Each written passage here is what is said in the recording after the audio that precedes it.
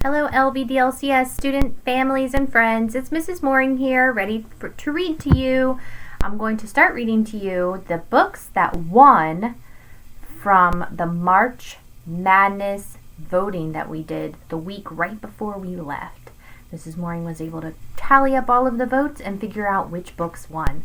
So for our first read aloud, our first contestants were between A Bike Like Sergio's by Maribeth Boelts, illustrated by Noah Aziz Jones, and I Am Enough by Grace Byers. And between these two books, it was a pretty close call, but the winner is A Bike Like Sergio's. So let me read it for you so you remember what it was about. A Bike Like Sergio's. A Bike Like Sergio's. A Bike Like Sergio's by Maribeth Boelts, illustrated by Noah Z. Jones. Every kid has a bike but me.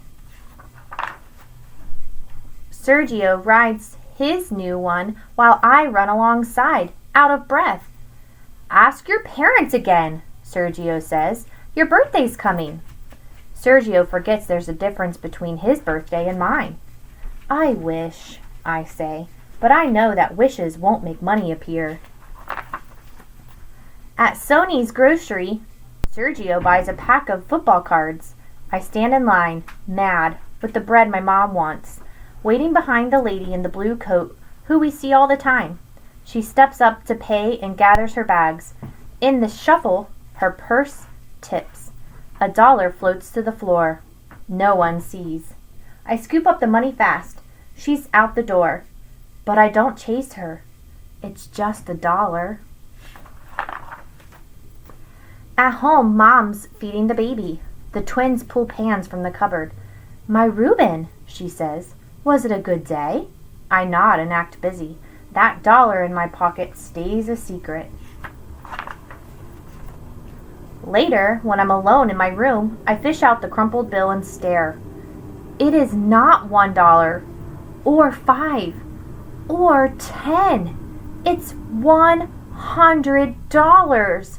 My hands are shaking. That money is enough for a bike like Sergio's. Then I won't have to run.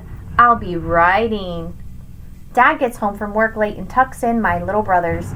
When he gets to me, I squeeze my eyes shut and stay still as stone. In the morning, the $100 bill is safe in my backpack.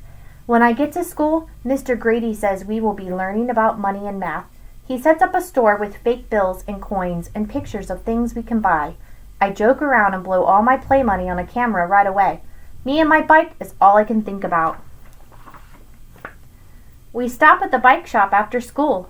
Inside, I walk the rows and find one like Sergio's but silver.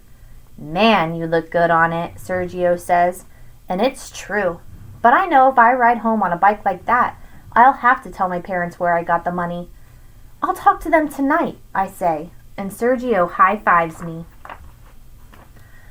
At home, Mom is making a grocery list for Saturday. She walks her fingers through the cash in her wallet. Then she crosses things off. Maybe next week, she says. She looks up at me and smiles. Me, with the 100 in my backpack. Her, crossing things off. Then she hands me a $5 bill. On your way home tomorrow, could you pick up orange juice at Sony's? When she mentions Sony's, I feel the sweat. What if the lady in the blue coat is there? I take my stuff to my room, dump my papers out of my backpack, and that's when I see it. The zipper that was closed is open. Just enough. And the money that was there is gone. Heading out the door, I mumble to Mom, I'll be right back. Rain is falling as I retrace my steps from school to bike shop to home. Leaves and money look the same. Rain and tears feel the same. It's nowhere. I walk hunched and draggy to school the next day while Sergio rides circles. My brother built a ramp in the alley and I went airborne, he says. If you get that bike, you can use it. I don't tell Sergio that I won't be getting any bike at all. The day stretches out. How many nickels in $1? Mr. Grady asks. How many quarters in a $5 bill? When the bell rings, I back my backpack with homework. I pack my backpack with homework and notes and tell Sergio to ride home without me. With everyone crowding in a hurry, I spot something. The smallest zipper inside still closed. This was the pocket, not the other. I slide it open and I am rich again. To get that bike, I have to tell. I race to Sony's as fast as riding and rush to the back of the store for the juice. Someone bumps me, apologizes in a hushed voice. I turn. My feet are frozen, watching as the lady in the blue coat makes her way to the counter with her eggs. She reaches into her purse, and like a hot blast, I remember how it was for me when that money that was hers, then mine, was gone. I leave the juice behind, and this time I follow her. She walks down the street, then another, and past the bike shop.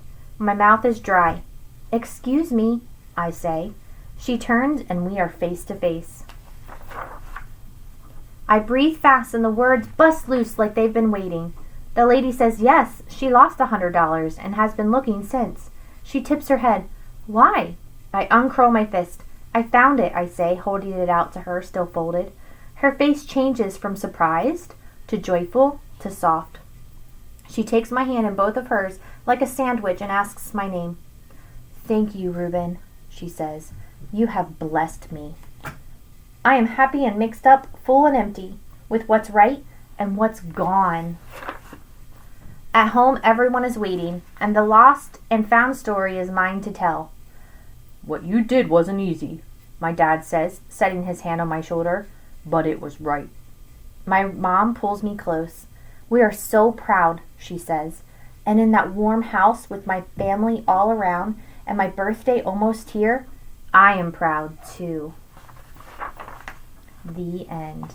What a great story. A Bike Like Sergio's was the winner on our first round between A Bike Like Sergio's and I Am Enough. An awesome book, though. And so, pay attention to the next video because we'll have another vote and another winner. Have a great day.